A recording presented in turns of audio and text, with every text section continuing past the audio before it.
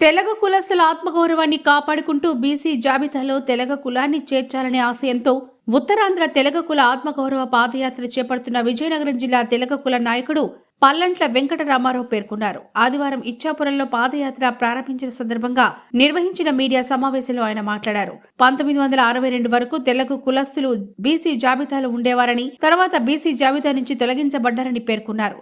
ప్రస్తుతం తెలగ కులస్తులు సామాజికంగా, రాజకీయంగా, ఆర్థికంగా అట్టడుగు స్థాయిలో ఉన్నారని, ఉత్తరాంధ్రలో సుమారు 10 లక్షల మంది తెలగ కులస్తులు ఉన్నారని, వారిలో 90% దారిద్ర్య రేఖకు దిగువ ఉన్నారని అన్నారు. తెలగ కులస్తులు బీసీ హోదా సాధించేంత వరకు అలుపెరగని పోరాటం చేస్తామన్నారు. ఈ సభకు సుమారు 1500 మంది తెలగ కులస్తులు హాజరయ్యారు.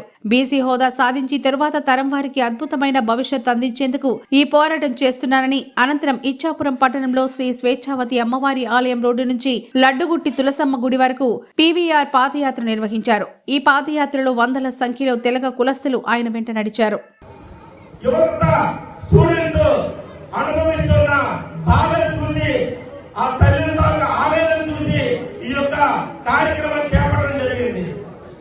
అందువల్ల ఎటువంటి పరిస్థితులు కూడా కంపల్సరీ రాజకీయ పార్టీలు వచ్చే ఎలక్షన్ లో తమ మేనిఫెస్టోలో మా యొక్క రిజర్వేషన్ కోసం పెట్టాలి. లేని పక్షంలో ఇది ఉత్తరాంధ్రతో ఆగదు, రాష్ట్ర మొత్తం కూడా ఈ బాధ్యత సమవంతం తెలియజేస్తున్నారు. ఈ ఉద్యమాన్ని నేను సానుకూలంగా తీసుకొచ్చి మేము రిక్వెస్ట్ఫుల్ గా ప్రభుత్వాన్ని రిక్వెస్ట్ చేస్తున్నాం.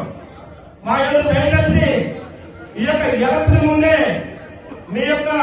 మా యొక్క బీసీ రిజర్వేషన్ ఇస్తే చాలా సంతోషిస్తాం.